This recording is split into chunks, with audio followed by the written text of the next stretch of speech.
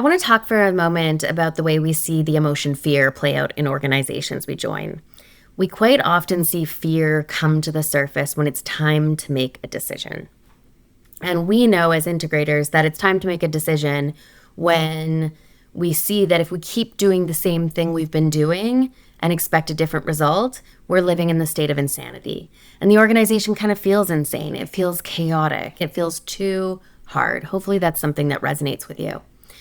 And so we're in that state, it's an indicator that it's time to make a big change. And when it's time to make a big change, that's when we see fear come in play.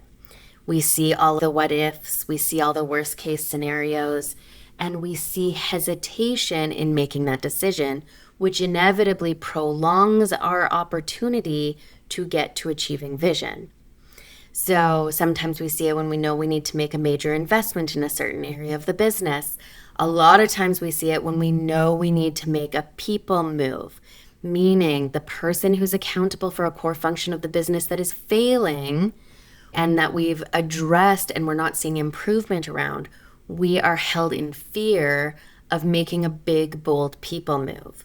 But when we don't make those big, bold people moves, then we stay stuck in this vicious cycle, a cycle that has obviously a lot of confusion, a lot of frustration, a lot of remorse, and we prolong that opportunity to get to vision. So my tips for overcoming fear: what do we need to do? How do we as integrators navigate this change management? One, we have to hear out those fears. What are you afraid that is going to happen if we make this people move?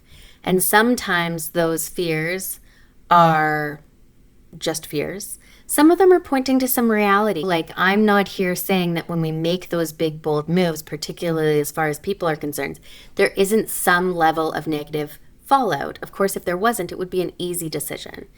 But sometimes we need to make sure that we have that contingency in place. Sometimes we have to make sure that we're going to have our bases covered. It's not going to be awesome.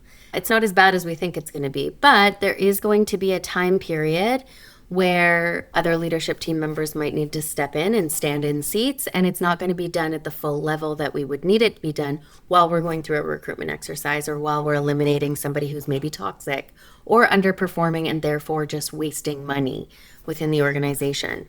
Sometimes we have to just prepare ourselves mentally and as reminders that we're in the messy middle while we're building towards something great. So really important to keep that in mind, that we need to address the fears, build the plan, and then start executing. If we don't, then we remain stuck.